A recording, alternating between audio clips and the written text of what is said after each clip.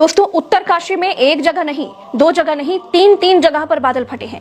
पहली जगह है धराली, दूसरी जगह है हर्षिल का आर्मी कैंप वाला इलाका और तीसरी जगह है सुक्की गांव।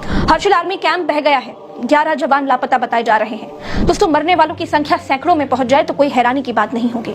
अकेले धराली गांव में 900 लोग रहते हैं, 200 से ज्यादा घर हैं, 20-25 होटल्स थे। सिर्फ 100 से 125 लोग रेस्क्यू किए गए हैं। बाकी के लोग कहां गए, 20-25 होटलों में कितने पर्यटक थे, उसकी कोई गिनती ही नहीं है, क्योंकि होटल्स और होटल्स के सारे रिकॉर्ड सब कुछ मलबे में बह गया।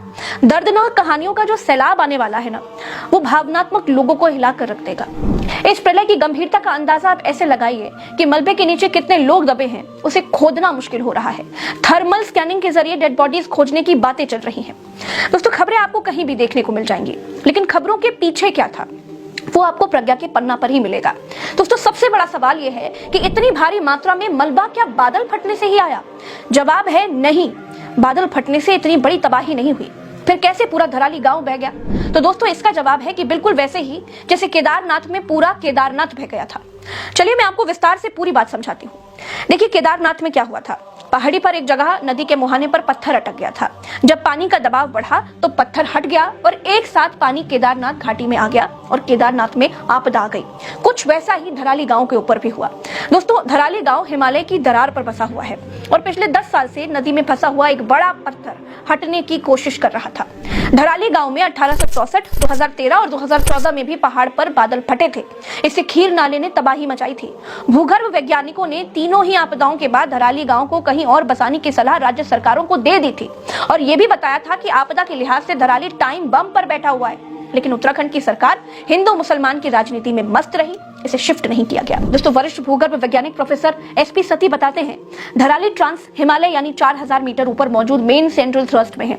ये एक दरार होती है जो मुख्य हिमालय को ट्रांस हिमालय से जोड़ती है। ये भूकंप का अति संवेदनशील जोन भी है। जिस पहाड़ से खीरगंगा नदी आती है वो 6000 मीटर ऊंचे ग्लेशियर से जुड़ा है। जब भी वहां ऊपर ग्लेशियर में हलचल होती है सैलाब की नौबत आती है जो धराली को तहस नहस कर देता है। अब की बार जो पानी और मलबे वाली प्रलय आई उसमें हुआ ये दोस्तों की करीब 6 महीने पहले पहाड़ी का एक हिस्सा टूट करके खीर नदी में गिर गया था।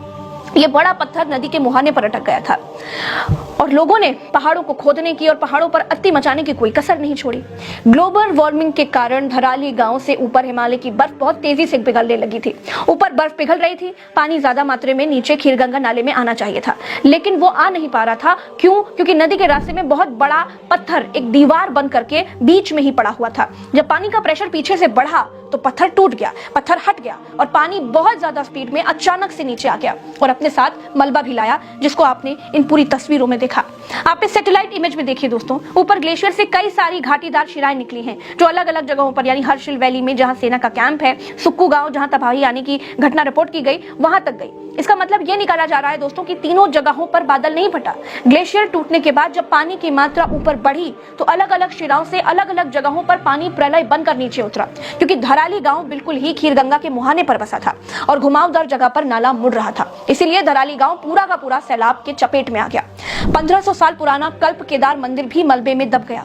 भागीरथी नदी के किनारे बना 1500 साल पुराना ये मंदिर पंच केदार परंपरा से जुड़ा हुआ है। इससे पहले 1800 के आसपास जब ऐसी आपदा आई थी दोस्तों तो ये मंदिर तब भी मलबे में दब गया था। उसके बाद इसे खोदकर बाहर निकाला गया था, फिर से ये मंदिर मलबे के नीचे दब गया है। ये जो धराली गांव है ये गांव उत्तराखंड के उत्तरकाशी जिले में एक छोटा पहाड़ी गांव है। ये गांव भागीरथी नदी के किनारे हर्षिल घाटी के पास बसा हुआ है।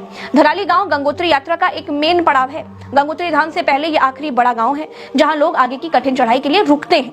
ये धराली गांव देहरादून से 218 किलोमीटर और गंगोत्री धाम से करीब 18 किलोमीटर दूर है। दोस्तों एनडीआरएफ के महानिरीक्षक मोहसेन शहीदी ने कहा धराली में अब तक 150 लोगों का रेस्क्यू किया गया है। 11 सैनिक अभी भी लापता हैं, उनकी तलाश जारी है। लेकिन लैंडस्लाइड के कारण ऋषिकेश उत्तरकाशी स्टेट हाईवे पर जगह जगह पर लैंडस्लाइड है, उसके चलते भी रेस्क्यू में देरी हुई है। दोस्तों धराली में हुई त्रासदी के प्रत्यक्षदर्शी अशोक सेमवाल कहते हैं कि मैं अपने गांव मुखबा में पहाड़ी पर घर के बाहर खड़ा हुआ था। उस वक्त दोपहर के करीब 12:40 बज रहे थे। तभी बम धमाके जैसी एक बड़ी आवाज गूंजी। पूरा परिवार डर कर बाहर आ गया। तभी पहाड़ के ऊपर धुआं उठता देखा। थोड़ी देर के बाद पहाड़ी नाले में तेज बहाव दिखाई दिया। मैं तुरंत वीडियो बनाने लगा। 2-3 सेकंड के बाद ही खीरगाड़ में पहाड़ सैलाब के रूप में उतरता हुआ दिखाई दिया। पूरा गांव डर गया, तबाही सामने थी। हम चीखने लगे, चिल्लाने लगे, क्योंकि धराली में टूरिस्ट थे। लोग कुछ समझ पाते। महज 30 सेकंड में सैलाब वहां पहुंच गया। लोग भाग तक नहीं पाए। कार, घर, इमारतें, टावर, सैलाब आंखों के सामने सब कुछ बहा ले गया। पूरा गांव मैदान बन गया। वहाँ मेरा दोस्त खुशी रहता है। कई जान पहचान वाले भी हैं, लेकिन किसी का कुछ भी पता नहीं है। चारों ओर 15 से 20 फीट का बड़ा मलबा है। दोस्तों, हर्षिल, मुखबा और धराली तीनों उत्तराखंड के बड़े पर्यटन स्थल हैं। धराली छोटा सा गांव है जहां करीब 600 की आबादी रहती है।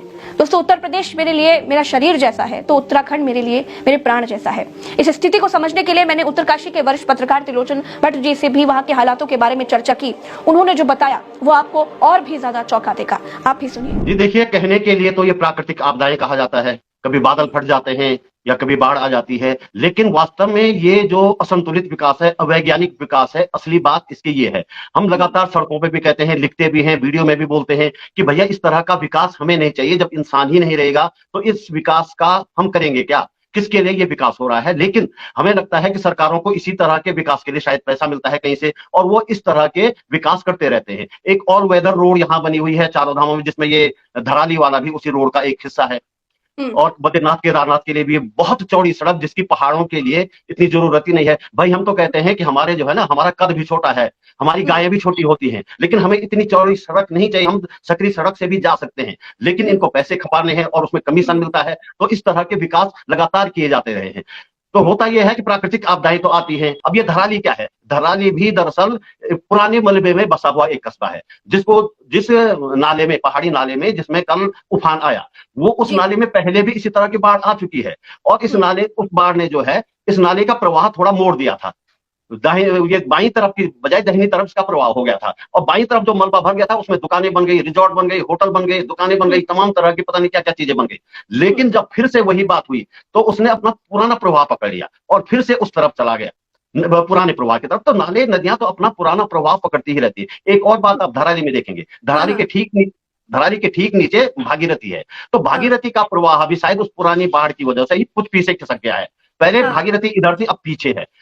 तो आधा आधा उसका हिस्सा जो है भागीरथी के प्रवाह में है, और बाकी कुछ हिस्सा उसके इस नाले के, जिसको खीर गंगा कहा जा रहा है, इस नाले के प्रवाह के बीच में है। तो मैं कह रहा हूं ना कि इस गदेरे में पहले भी बाढ़ आई थी। और वो जो नया हिस्सा जो कल ढहा है, बुरी तरह से तिनकों की तरह जो बिखर गया, वो उस मलबे में ही था। तो पहली बात तो यह है, जहां इस तरह के इलाके हैं, इस तरह के गदेरे जो नाले हैं, उसके आसपास नहीं बनने चाहिए, ऐसे निर्माण होने नहीं चाहिए। पहले का जो पुराना आप धराली गांव देखेंगे कि वो उसी से लगता हुआ, लेकिन बिल्कुल सेफ है, वहां कुछ नहीं हुआ कल के उसमें। लेकिन जो नई बसावट है, नए नए जो बने हैं, वो सारे तबाह हुए हैं। इसका मतलब हम ध्यान ही नहीं दे रहे हैं। और रोकेगा कौन?